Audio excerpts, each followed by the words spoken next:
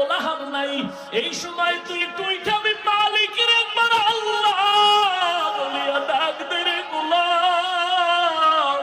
আমি মাওলাকে যদি জিব্বা ধরে ডাক দিয়া বলো হে মালিক,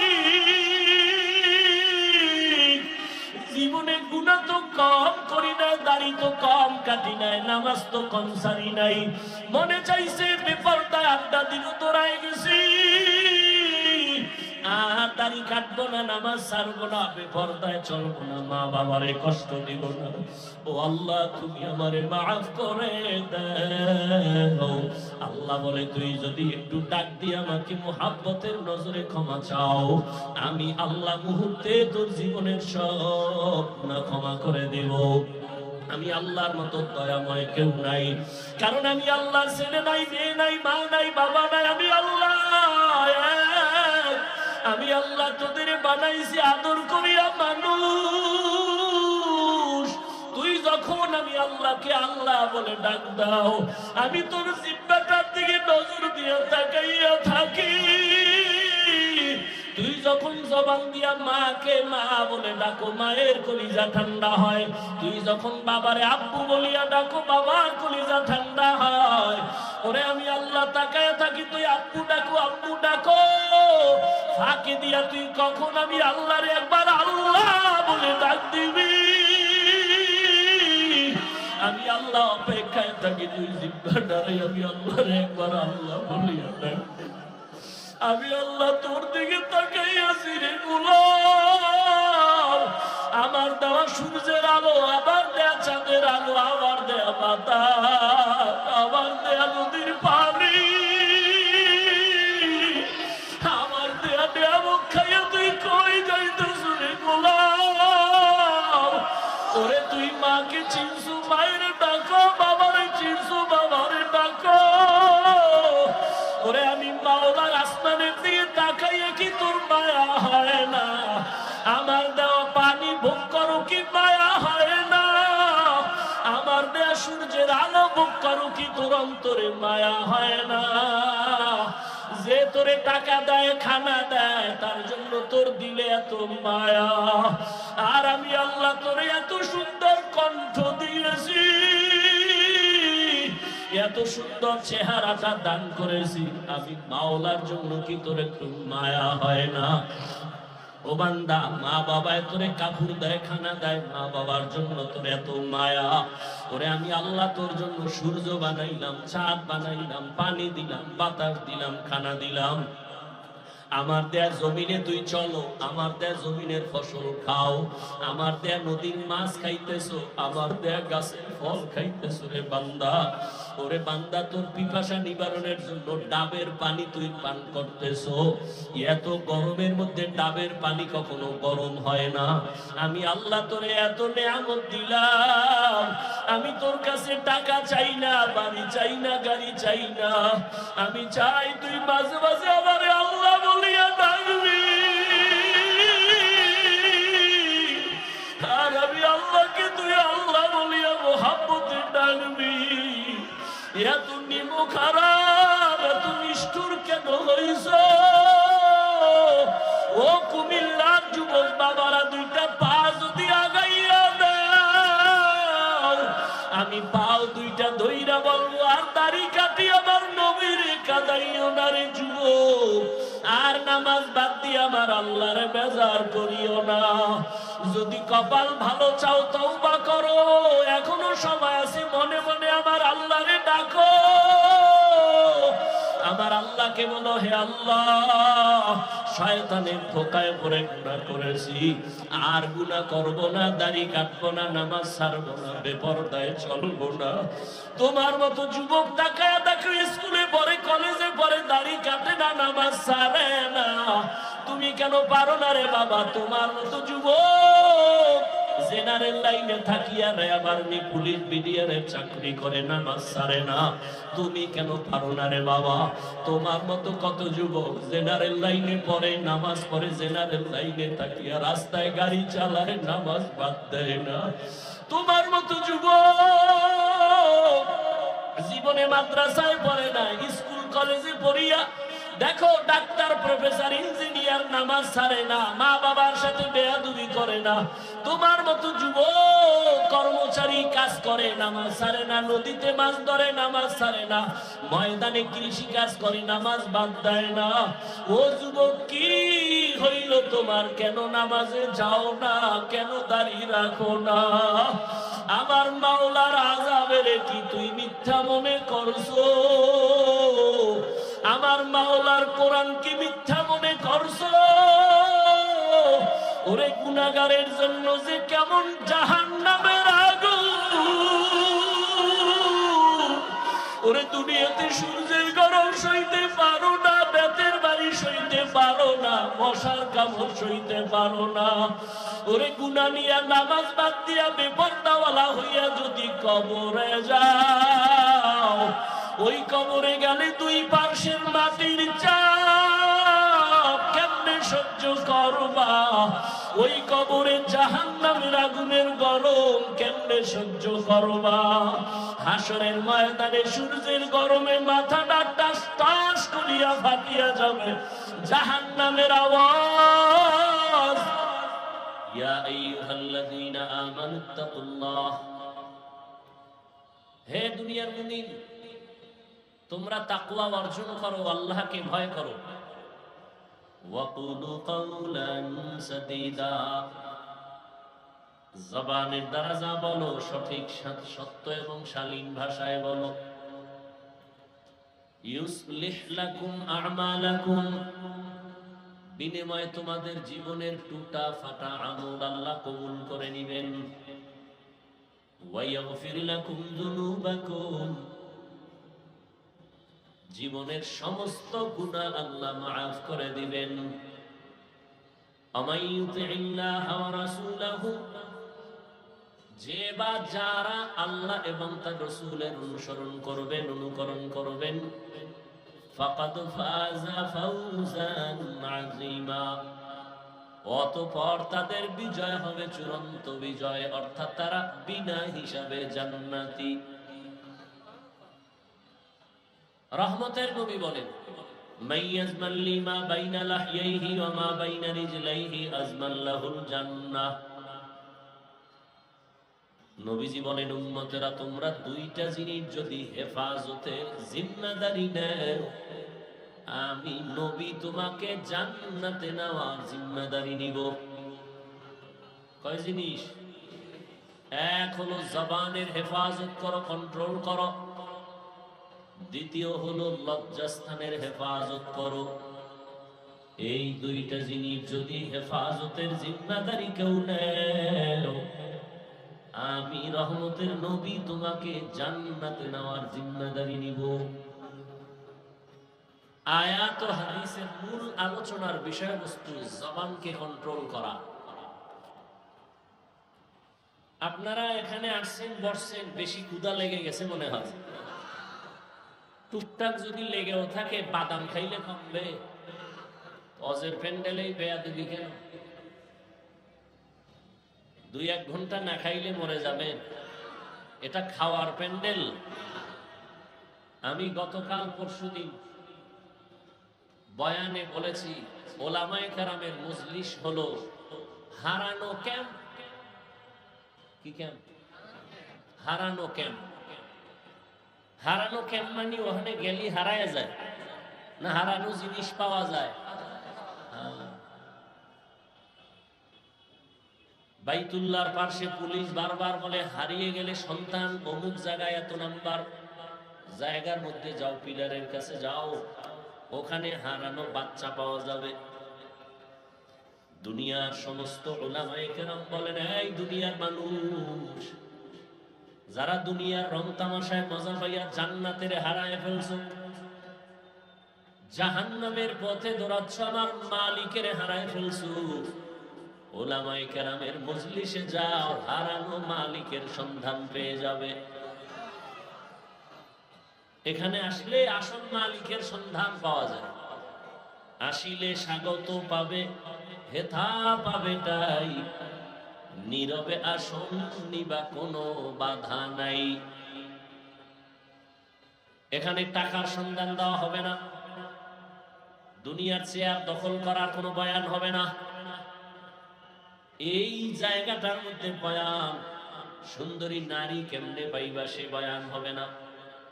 গাড়ির মালিক বাড়ির মালিক কেমনে হইবা সেই বয়ান এখানে হবে না। এখানে বয়ান হবে কেমনে বাড়িঘর সাইরা, মা বাবা সাইরা, ভাই বোন সাইরা জান্নাতের মালিক হইতে পারো, সেই পরামর্শের বয়ান হবে। সবুলটা আর এমন বয়ান হবে যা গাইবি বয়ান। জান্নাত দেখানো যাবে না, জাহান্নাম দেখানো যাবে না, আল্লাহরে দেখানো যাবে না, খালি বয়ান হবে। দইরাও দেখানো যাবে না। এটা কেমন এক মজলিস যেখানে নগদ কিছু দেওয়া হয় না, নগদ দেখানো হয় না। এরপর মানুষগুলো দোকানদারি বাদ দিয়া, খানা বাদ দিয়া, টাকা বাদ দিয়া, দুনিয়াদারি বাদ দিয়া মাটির মধ্যে বসে গেছে। বিছানাও নাই। বিয়ার অনুষ্ঠানে এরকম কোন থার্ড ক্লাসের বিছনা দিলে তো বিয়া হবে? মোহাব্বতে জুতা চলবে, জুতা। কিন্তু এখানে এই বিছানার মধ্যে বৈশাখ কারো মনে কোনো কষ্ট নাই, খাও আরো চিন্তা নাই। কুমিল্লার দামি মানুষ এখানে বসা। এরকম টাকাওয়ালা দুনিয়ার কেউ যদি চায় আমি টাউন হলে অনেকগুলো মানুষ জমা করব, 50,000 লোক, 5,000 টাকা কইরা দিব, অনেক মানুষ আসবে ঠিক, তবে এই জান্নাতি মানুষ আসবে না, সব গাঞ্জা করে হাজির হয়ে যাবে। ও চিন্তা করবে 5,000 মানে 5 দিনের গাঞ্জা। কিন্তু এখানে যারা বসছে একটা মানুষকে একটা টাকা দেওয়া হবে না, খানা দেওয়া হবে না, বরং পকেটের টাকা ব্যয় করে ভাড়া দিয়ে আসছে, আবার টাকা কিছু দানও করে গেছে। এতগুলো মানুষ যদি দুনিয়ার টাকাওয়ালারা জমা করতে চায় তো আপ ডাউন গাড়ি ফ্রি দেওয়া লাগবে। ফ্রি ছাড়া পকেটের টাকায় দিয়ে 50,000 মানুষ এক জায়গায় করা, এটা চারটিখানি কথা না। লাখ লাখ লোক জমা করছে কেমনে? কয় গাড়ি ভাড়া ফ্রি, কি খানা ফ্রি, নাস্তা ফ্রি, বসার জন্য ভিআইপি ব্যবস্থা। আর এখানে কোনো গাড়ি ফ্রি নাই, খানা ফ্রি নাই, কিচ্ছু ফ্রি নাই, খালি বওয়াটা ফ্রি। আবার এতগুলো মানুষ নিয়ন্ত্রণের জন্য দেখছেননি কত র্যাব, কত আর্মি, কত পুলিশ। আর এই ময়দানে এত হাজার মানুষ, নিয়ন্ত্রণের জন্য কোনো প্রশাসনের প্রয়োজনই হয় না। ঠান্ডা মাথায় সবাই বসে আছে, কোনো টেনশন নাই, খাওয়ানোরও ঝামেলা নাই। এই সময় টেলিফোনটাও বন্ধ, কেউ যদি কল দেয় মাথা গরম হয়ে যাইব, কাইটে দিবে, আবার দিবে, আবার কাটবে, আবার দিবে, আবার কাটবে। চতুর্থবার মাথা নত করে রিসিভ করে বলবে এই মেয়ে 4 বার কাটলাম, আবার দাও কেন? বুঝো না আমি ব্যস্ত। আর যদি ঘরের ম্যাডাম দেয় তো আজ রাত 12টার পর খবর আছে। কি এটা কেমনে সম্ভব? একমাত্র 1,500 বছর আগে রহমতের নবীর আদর্শ মানার কারণে এটা সম্ভব। এই জন্য চ্যালেঞ্জ দিয়া বলেছি সারা বাংলাদেশে কিয়ামত পর্যন্ত মদিনার আদর্শ ছাড়া এই সমাজে কেউ শান্তি দিতে পারবে না। যারা নবীর আদর্শ ছাড়া শান্তি দেওয়ার স্লোগান দেয়, খোদার কসম এগুলো সব চান্দাবাজার, ধান্দাবাজ। সব চান্দাবাজার, ধান্দাবাজে দেশ ভরে গেছে। এই চান্দাবাজার, ধান্দাবাজেরা দেশটাকে নাপাক করে ফেলেছে। কিয়ামত পর্যন্ত মদিনার আদর্শ ছাড়া এই জাতিকে শান্তি দিতে পারবে? ওই চান্দাবাজেরাও জানে যে মদিনার আদর্শ ছাড়া শান্তি দেওয়া যাবে না। এই জন্য মাঝে মাঝে মদিনার আদর্শের টুপি লাগায়। লাগায়নি? মানে না কেন? মানতে গেলে ওদের চান্দাবাজি চলবে না, দুর্নীতি চলবে না। এই কারণে ওরা ইসলাম ইসলাম স্লোগান দেয়, কিন্তু ইসলাম মানে না। অথচ ইসলাম ছাড়া কিয়ামত পর্যন্ত এই জমিনে কেউ শান্তি দিতে পারবে এটা নমুনা, এই মাঠ নমুনা। কে বড়, কে ছোট, কে আলেম, কে মূর্খ, কে শিক্ষিত, কে ধনী, কে গরিব, সব একাকার। অন্তরে কোনো কারো প্রতি হিংসাও, সব চুপচাপ বসে আছে। আল্লাহর কাছে দোয়া করি, হে মালিক, এই ময়দানের সবাইকে হেদায়াতের নূর দিয়া কবুল করে নেন।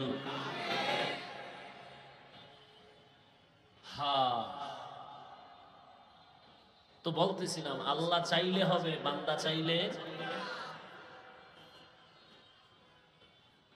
নমরুদ নামের বান্দা চাইছে, ইব্রাহিম নামের বান্দাটারে জমিনে আসতে দেওয়া হবে না। আল্লাহ চাইছেন আমি ইব্রাহিমকে পাঠাবো তো পাঠাবো, তোর নাকের ডগায় পাঠাবো। তোর নাকের ডগায় পাঠাইয়া বড় বানাইয়া তোর খোদাগিরি খতম করাবো। বান্দারটা হয় নাই, আল্লাহটা হয়ে গেছে। ফেরাউন নামের বান্দা চাইছে, মূসা নামের বান্দা জমিনে আসতে দেয়া হবে না।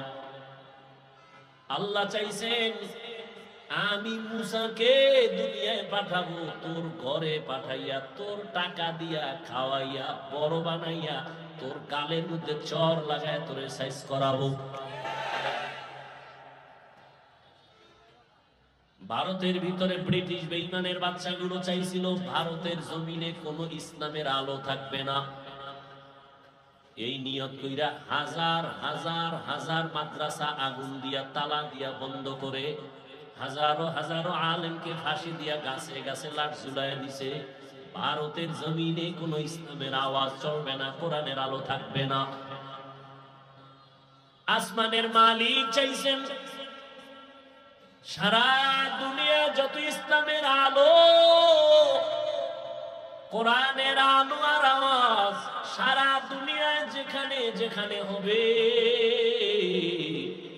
ওই ইসলামের আলোর পাওয়ার হাউস আমি ভারতের মধ্যে বানাবো। ব্রিটিশ বেঈমান চেয়েছে ভারতে ইসলামের আলো থাকবে না, আল্লাহ চাইছেন সারা দুনিয়ায় কোরআনের আলো জ্বলবে, তার পাওয়ার হাউস হবে ভারতে। হইছে কি কি দারুল উলুম দেওবন্দ। আল্লাহর জাতের কসম,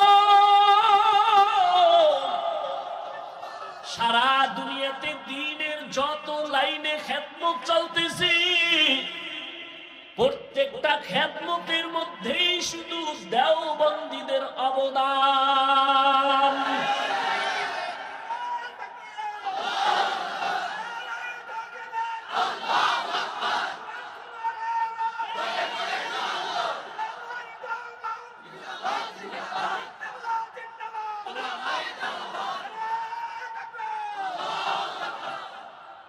পরিপূর্ণ বাড়াবাড়ি নাই, সারাসারি নাই, একেবারে মধ্যম পন্থায়। রাজনীতির ময়দানে যত খেদমত চলে দেওবন্দের অবদান, দাওয়াত ও তাবলীগের খেদমত সারা পৃথিবীতে চলে দেওবন্দের অবদান, মাদ্রাসার লাইনে সারা দুনিয়ায় খেদমত চলে দেওবন্দীদের অবদান, পীর আউলিয়াদের খেদমত চলে দেওবন্দীদের অবদান।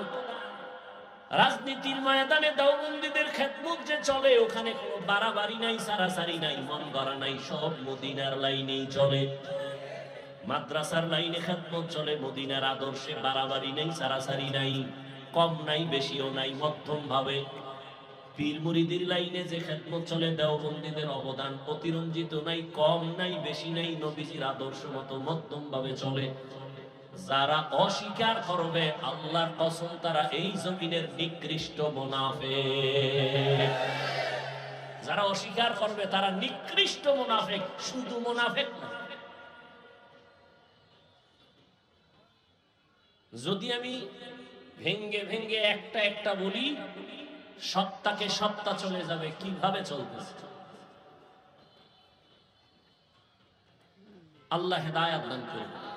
এবার আপনাদের কাছে আমি শুরুতেই বলছি, এলেমও নাই, আমলও নাই, আমি সবার দোয়া নিয়ে চলি, খোলামেলা সরল মনে বয়ান করি, সরলভাবে একটু বুঝাবার চেষ্টা করি। বেশি বিচক্ষণ জ্ঞানও নাই, আর আলোচনারও চিন্তাও আমার মাথায় নাই। আল্লাহর দিকে তাকায়া খোলা আসমানের নিচে বসছেন, নির্দ্বিধা আল্লাহর জন্য আমাকে জবাব দিবেন, কোনো দালালি করবেন না, খবরদার। বাংলাদেশে একটা লোকও পাবেন না যে দালাল না, সব দালাল। আমি হাফিজুর রহমানের দালাল, তবে কোনো নারীর দালাল না, কোনো দলের দালাল না, মদিনার দালাল।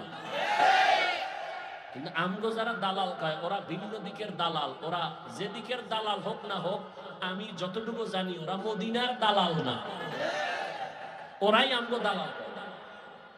আল্লাহ হেদায়েত দান করুন। সত্য কথা বলবেন, একটু লজ্জা করবেন না, সত্যটা বলবেন, মানেন আর না মানেন। আমাকে একটু বলেন তো, বাংলাদেশের মধ্যে দাওয়াত ও তাবলীগের দ্বারা ইসলামের কি কি ক্ষতি হয়েছে? সত্য কথাটা স্বীকার করেন। হয় নাই? সবাই একমত? নাম্বার 2, চরমনাই, উজানি, নানুপুর, বাহাদুরপুর যারা হক পীর ভণ্ড না, এদের দ্বারা ইসলাম ও মুসলমানের কি ক্ষতি হয়েছে? থাকলে একজনে দাঁড়ান, কোন নির্দ্বিধায় বলবেন যে হ্যাঁ, তাবলীগে যাওয়ার আগে নামাজ পড়তো, তাবলীগ করার পরে এখন গাঞ্জা খায়। চরমনাই যাওয়ার আগে তাহাজ্জুদ পড়তো, চরমনাই যাওয়ার পরে এখন মদ খায়। আছে? 3 নাম্বার প্রশ্ন, দেওবন্দি এবং কওমিদের কারণে, কওমি মাদ্রাসার কারণে আমার দেশ ও ইসলামের মুসলমানের কি ক্ষতি হয়েছে? বলেন। হয় নাই? বিরোধিতা করেন কেন? চরমনাইয়ের বিরোধিতা কেন? তাবলীগের বিরোধিতা কেন? দেওবন্দি কওমিদের বিরোধিতা কেন? বাতি সব সাদা, কালা চশমা লাগায় কয় বাতি কালো কেন? বলে কিয়ামত আগামীকাল। বাতি কালো না, ওর চোখের সমস্যা। গরু দিয়া খিচুড়ি কি সুন্দর মজা।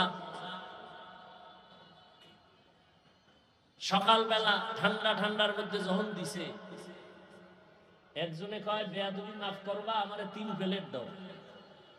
খাইয়া কয় থাকলে আরো দিও। আর একজন ভদ্রলোক এক চিফায় বয়া কয় ভাই 100 টাকা বিষ দে, তো গরুর খিচুড়ি দিস না কেন? কয় বিষ। কি বুঝলেন? গরুর ভেতরে বিষ না তার পেটে বিষ? তাবলীগ হক, চরমনাই হক, উজানি হক, নানুপুর হক, বাহাদুরপুর হক, পীর মাশায়েখ যারা আহলে হক এরা হক, দেওবন্দি হক, কওমি মাদ্রাসা হক। এদের বিরোধিতা যারা করবে তাদের অন্তর খারাপ। তুমি তো সারাদিন বিরোধিতা করলা, এই ভুল সেই ভুল করতে করতে তোমার হিসাব মিলায় দেখো 40 বছর হায়াত শেষ। আর যাগো বিরোধিতা করছো এরা কান্নাকাটি কইরা বহু জেনারেল লাইনের মত করে রে তসবিহ হাতে দিছে, বেনামাজিরে নামাজি বানাইছে, সুদখোর সুদ ছাইরা হালালখোর হয়ে গেছে। এবার তুমি কি অর্জন করলা, তারা কি অর্জন করলো? কার ধান্দায় ঘুরা, কার পেছনে ঘুরা ঘুরা দাড়ি কাটলা, নামাজ সারলা, কি পাবা?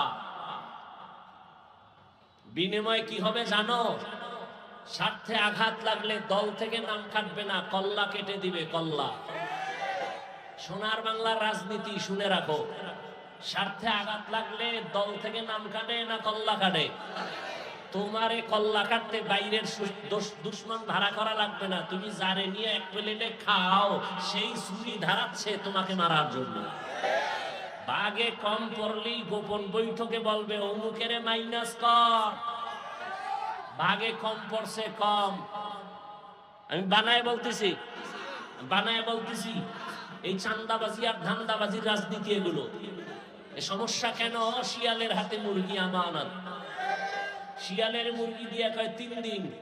শিয়াল বলে 1 সেকেন্ডও না, জিন্দাও না, মরাও না, পেটের মধ্যে কিমা হয়ে গেছে। শিয়ালের হাতে মুরগি দিলে যা হবে, সুদখোর হারামখোরের হাতে ধর্মের চাবি দিলে তো তাই হবে। হারামখোরের হাতে ধর্মের চাবি দিয়েছে কে? জিবরাইল। কে দিছে? চিন্তা করছে? সুদখোর বেনামাজির হাতে ধর্মের চাবি দিয়েছে কারা? খবর নাই। আমরা বলতে লজ্জা লাগে, ভোটের আগে পচা পায়খানার নামে টাকা খাইছো তখন লজ্জা করে নাই? হারামখোর, বাথরুমে গিয়ে 10 গ্রাম পায়খানা খাইতা, এরপরে কুমিল্লা শহরে হালাল সাবান কিনা কুলি কর্তা গন্ধ নাই। তো ভোটের আগে যারা টাকা খাইছো, জাহান্নামের আগুন না দিলে তোর এই গন্ধ যাবে না। ভালো করে লিখে রাখো, জনগণ হারামখোর হলে ওদের নেতারাও হারামখোর হবে, জনগণ সুদখোর হলে নেতাও সুদখোর হবে, জনগণ 5 ওয়াক্ত নামাজি হলে ওদের নেতাও নামাজি হবে। হুজুর ওয়াজ করবেন, রাজনীতি করবেন না, তার মানে রাজনীতি আর ধর্ম আর ইসলাম আলাদা। হ্যাঁ, তোমার চান্দাবাজি ধান্দাবাজি রাজনীতি আর ইসলাম আলাদা, কিন্তু সুলাইমান নবীর রাষ্ট্র চালানো রাজনীতি আর কোরআন, জুলকারনাইন বাদশার দেশ চালানো আর রাজনীতি কোরআন, আর ইউসুফ নবীর মিশর শাসন করার রাজনীতি আর কোরআন, মদিনার রসুলের রাজনীতি আর কোরআন, এটা আলাদা নয়, এক। যদি রাজনীতির ওয়াজ করা না যায়, ওয়াজের স্টেজে রাজনীতির বক্তব্য হয় কেন? রাজনীতির ওয়াজ যদি মসজিদে না চলে, রাজনৈতিক বক্তব্য দিয়ে ভোট চাওয়া হয় কেন? জবাব দিছি একটু আগে, শিয়ালের হাতে মুরগি। আল্লাহ হেদায়েত দান করুন। আরো জোরে বলেন, ইয়া আইয়ুহাল্লাযীনা আমানুত্তাকুল্লাহ, হে দুনিয়ার মুমিন, আল্লাহকে ভয় করো। কাকে? আল্লাহকে ভয় করো। ওয়াকুলু কাওলান সাদীদা, জবানটাকে হেফাজত করো, কন্ট্রোল করে নাও।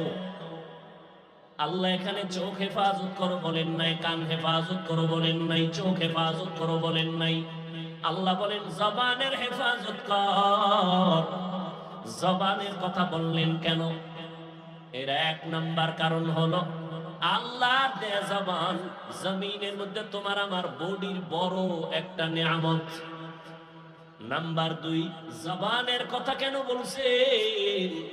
জবান হলো তোমার আমার বডির মধ্যে মারাত্মক একটা অস্ত্রের নাম জবান। 1 নম্বরে বলবো জবান কত বড় নিয়ামত, তারপরে বলবো জবান কত বড় অস্ত্র, মারাত্মক। শুনবেন না কলিজায় আগুন লাগছে? হ্যাঁ, ভুল হলে একজনে দাঁড়ায় ধরায় দেন, এখানে কানে ধরে উঠবো আর বসবো। ভুল করা মারাত্মক না, ভুল স্বীকার না করাটা মারাত্মক। কিছুক্ষণ বসবেন, আল্লাহ কবুল করেন। জিন্দেগি মে বন্দগি তু পার নাহি,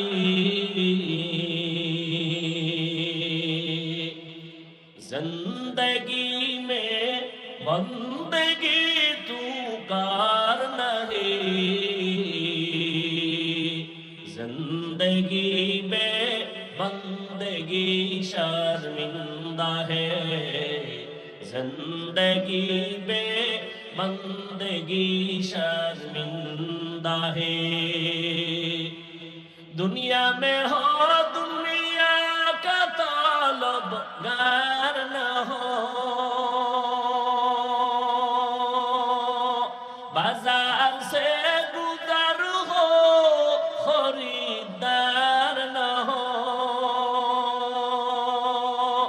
ये दुनिया एक मिसल कागज फूल है, ये दुनिया एक मिसल कागज फूल है, जिंदगी में बंदगी तू कार नहीं,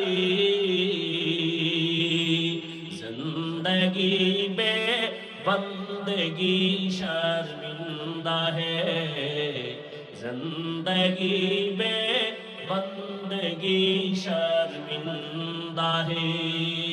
কুমিল্লা শহরে মাওলায় নিয়ে আসছেন, কথাটা মনে যেহেতু পড়ে গেল একটু বলি, এই ফালাই 1 মিনিটে বলবো।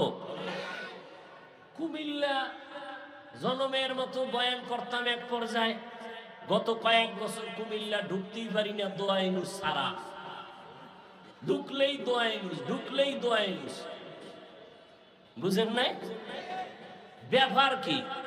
কয় কুমিল্লা আসতে দেওয়া যাবে না, হাফিজুর রহমান জামাত শিবিরের লোক।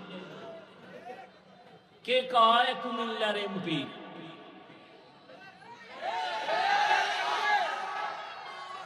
এ কোন গজবে ভরলাম? প্রশাসনের কেউ বলে জামাত শিবিরের লোক, বয়ান করতে দেয়া হবে না, অনুমতি নাই। ইদানিং কালে ঘুমের মধ্যে আওয়াজ পাই, আবার ইদানিং কালে একদল কয় আমি নাকি আওয়ামী লীগ। দেখছেন নি কারবার? মরাডারে মারো কেন, কয় লড়ে কেন? কয় ভাই আপনার দাওয়াত, আলহামদুলিল্লাহ। কয় আপনার বাড়ি? কয় নাউজুবিল্লাহ। তা আমি একা একা হিসাব মিলে দেখছি, যারা আমাকে জামাত শিবির কইতো এরাও ওই সময় রং লাগাইন ভিন্ন রঙের পাখি ছিল। তারাই আবার নতুন রং লাগাইয়া ওই পাখিরাই আবার ভিন্ন স্লোগান দিচ্ছে। চুপচাপ থাকি তো? ঢাকাতে ঘোষণা দিয়েছি, বাংলাদেশের কোন আলেমের সাথে যদি কেউ বেয়াদবি করে আর কোরআনের মাহফিলে যদি কেউ বাধা প্রদান করে, ওদের কি বলতে চায় রেকর্ড করো আর নাম ঠিকানা আমাদের হাতে দাও। জালেমের বিরুদ্ধে আবার আন্দোলন করতে হবে।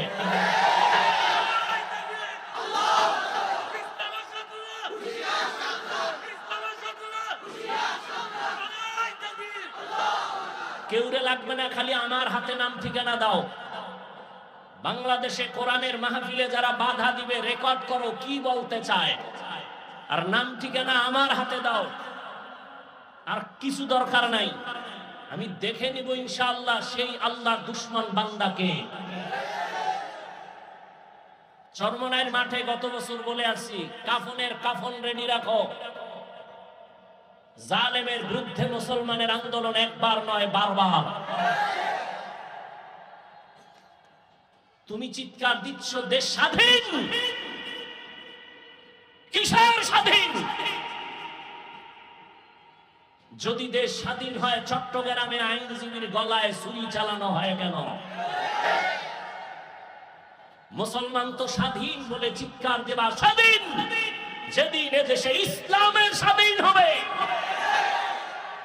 এদেশের মাদ্রাসা মসজিদের কমিটিতে কোনো সুদখোর থাকবে না, যেদিন সেদিন হবে স্বাধীন। কোরআনের মাহফিল চলবে, উলামায়ে কেরাম সিনাকে উঁচু করে কথা বলবে, কোন হারামখোর বাধা দিবে না, যেদিন সেদিন হবে স্বাধীন। আল্লাহ হেদায়েত দান করুন। ভয় পাইতেছ?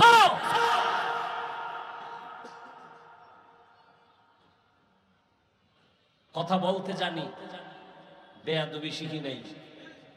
কারে কিভাবে সাইজ করতে হয় বুদ্ধি কারো থেকে শিখতে হবে না। সব বেয়াদব সাইজ করতে 1 ঘন্টা টাইম লাগবে, 1 ঘন্টা মাত্র। চুপচাপ থাকি, এটাই আদব। তবে কিছু কথা বলতে চাই,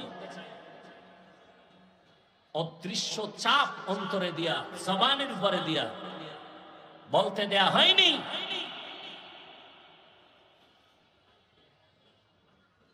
তুমি কোন দরবারের কোন কুতুব হয়ে বসে আছো ভালো করে চিনি। আল্লাহ হেদায়েত দান করুন। চোখ হেফাজত করো বলেননি, হাত হেফাজত করো বলেননি, কান হেফাজত করো বলেননি। আয়াতে বলা হলো জবানকে হেফাজত করো। কেন?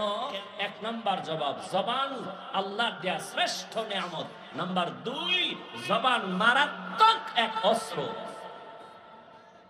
নিয়ামত কিভাবে? শুনতে থাকেন, উঠা বসা করলে দোয়া করে দিব, শেষ, আজকের জন্য বিদায়। আল্লাহ আমাদের সবাইকে কবুল করেন। আল্লাহর দেয়া বড় নিয়ামত জবান। বলে কেমন? বলে আমি এই মাউথ নিয়ে কথা বলি, আমার কথাটা মাউথ টেনে মেশিনের মাধ্যমে ইউনিট দিয়া হর্ন থেকে বের করে দূরে সরায় দিল। যেই মেশিনগুলো আজকে মাইক চালাচ্ছে, ওই মেশিনকে ফ্যান দিয়া বাতাস দিয়া ঠান্ডা করা লাগে, লিমিটেশন দেওয়া আছে। দীর্ঘ টাইম মেশিনটা চলতে চলতে হঠাৎ করে বন্ধ করতে হবে, না হয় আগুন লেগে যাবে। জিহ্বা নামের এত বড় নিয়ামত, নজর করে দেখো দুনিয়াতে আসার থেকে এই জবানটা নাড়াইয়া নাড়াইয়া কত হাজার কোটি কোটি কথা সাপ্লাই দিয়েছি। একটা সেকেন্ডের জন্য কখনোই জিহ্বা নামের মেশিনটা বন্ধ হয় নাই। কান ব্যথা করে, গাল ব্যথা করে, ঠোঁট ব্যথা করে, কপাল ব্যথা করে, কখনো জিহ্বা ব্যথা করে না। আমার মাওলার দেওয়া নিয়ামত তাকায় দেখ, কেমন দয়া করে আমার আল্লাহ মেশিনটারে বানাইছে। মোবাইলে কথা বলতে শুনে যুবক, মোহাব্বতের আওয়াজের কথা চলতেছে চলতেছে চলতেছে, 5 মিনিট কথা বলবা, তোমার 1 ঘন্টা পরে ফট করে মোবাইল কথা লাইন কেটে গেল। মাথা গরম, এমন মজার কথার মধ্যে লাইন কাটলো কেন? মোবাইলের স্ক্রিনে তাকায় দেখো সমস্যা কি, নেটওয়ার্ক বলে না ফুল নেটওয়ার্ক আছে। ব্যালেন্স চেক করে দেখলাম ব্যালেন্স আসেনি, পুরা ব্যালেন্সও আছে। তাহলে কথা কেটে গেল কেন? ব্যালেন্সও আছে, আমার নেটওয়ার্কও আছে। ভালো করে তদন্ত করে দেখলাম যেই মোবাইলে আমি দীর্ঘ টাইম কথা বলছি, সে মোবাইলের কথা বলতে বলতে চার্জ শেষ হয়ে গেছে। নেটওয়ার্কেরও সমস্যা নাই, টাকার সমস্যা নাই, নতুন করে আবার তুমি মোবাইলে চার্জ দাও। বলে কত টাইম লাগবে? বলে অনেক টাইমের চার্জ। এবার আধুনিক বিশ্বায়নের যুগে ফাস্ট চার্জার লাগাও, 1 ঘন্টার চার্জ তোমার আধা ঘন্টায় হয়ে যাবে। ফুল চার্জ দিয়া আবার তুমি মহাব্বতের আলাপ শুরু করো, আনলিমিটেড কথা বলবা, কোনো কথা আর কাটবে না। আবার চার্জ যাবে, আবার যাবে, আবার টাকা ঢুকাও, আবার নেটওয়ার্কের সমস্যা। জিহ্বা নামের মেশিনটা নাড়াইয়া কোটি কোটি কোটি কথা সাপ্লাই দিয়েছো,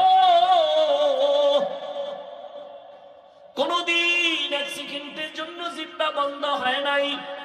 এটা এত পরিমাণ চার্জ, এত পরিমাণ চার্জ যে আমি ঘুমাইলো আমার জিহ্বা চলে। আমি ঘুমায় আছি বেহুশ, কিন্তু জিহ্বা চলতেছে, এটার চার্জ এত বেশি। কোনদিন চার্জ দেওয়া লাগলো না। আল্লাহ যদি বলতেন বছরে 1 টাকা দেওয়া লাগবে, দুনিয়ার কেউ কথা বলতে পারত না। 1 প্লেট খানা নিলাম, খানা খাবো, প্লেটের খানার মধ্যে তরকারি নিয়ে তদন্ত করলাম 2 মিনিট 3 মিনিট 5 মিনিট। হাত বলে খানা পিওর খাও, চোখ আমাকে অ্যান্সার দিল খাও। লোকমা একটা উঠাইয়া যখন মুখে দিলাম, জিহ্বায় আটকায় দিয়া কয় ভিতরে নিস না, ভেজাল আছে। হাত বলে পিওর, চোখ বলে খানার লোকমা পিওর, জিহ্বায় বলে ঢুকাইস না, ভেজাল। কি ভেজাল? হাত বলে ভেজাল নাই, চোখ বলে ভেজাল নাই, জিহ্বা বলে চিকন একটা চুল আছে লোকমার ভেতরে, চুল। লোকমাটা ফেলে দিলাম। এমন রহমতের আমার আল্লাহ সুন্দর একটা জবান দিছেন, এমন সুন্দর আওয়াজ। কে মানুষ কে অমানুষ পার্থক্য আমার হাত করে না, আমার এই জবান করে দিয়েছে। কারণ পশুর পা আছে, হাত আছে, চোখ আছে, কান আছে, সব আছে, কিন্তু কথা বলার আওয়াজ নেই। আল্লাহ আমাকে এত সুন্দর আওয়াজ দান করেছেন। আমার হাত দেখার জন্য এখানে কেউ বসেন নাই, চেহারা দেখার জন্য কেউ বসেন নাই, জবানের কথার মাধুরীতে আল্লাহ আপনাদের বসায় রাখছেন। এই নিয়ামত আমার আল্লাহ। আল্লাহ কয় নিয়ামত পাইয়া শুকর আদায় কর। কেমনে শুকর আদায় করবি? বলে জবানটা নারায় নারায় দরুদের আমল কর, তেলাওয়াতের আমল কর, আলহামদুলিল্লাহর শুকর আদায় কর, তেলাওয়াত কর, জিকির কর, জবানের শুকর আদায় করো। আল্লাহর দেওয়া বড় একটা নিয়ামত।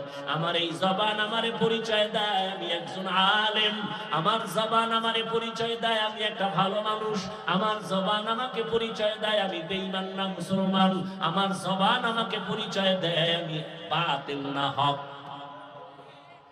আমার হাত পরিচয় দেয়, চোখ কে? জবান। শুকরে নেমত নেমত আতা আফজুকুনা, কুফরে নেমত আজকাফত বিরুকুনা। এবার বুঝো জবান একটা মারাত্মক অস্ত্র। বলে কেমন? কয় ব্লেডের মতো। ব্লেডের চারপাশেই ধার, ডানে মারবে কাটবে, বামে মারবে কাটবে, ব্লেডের সামনে কাটে পেছনে কাটে। জবানও ব্লেডের মতো, ধারালো অস্ত্রের মতো, ডানে মারে কাটে, বামে মারে কাটে, সামনে মারে কাটে, পেছনে মারে কাটে। বলে কেমন? জিহ্বাটা নাড়াইয়া নাড়াইয়া এক বিধর্মী কয়েকজনের সামনে বলে আমি আল্লাহ মানি, লা ইলাহা ইল্লাল্লাহ। জিহ্বার এক আওয়াজে কয় তুই এখন ঈমানদার হয়ে গেছো। কি হয়ে গেছে? আবার একই জিহ্বা নাড়ায় বলে আল্লাহ মানি, কোরআন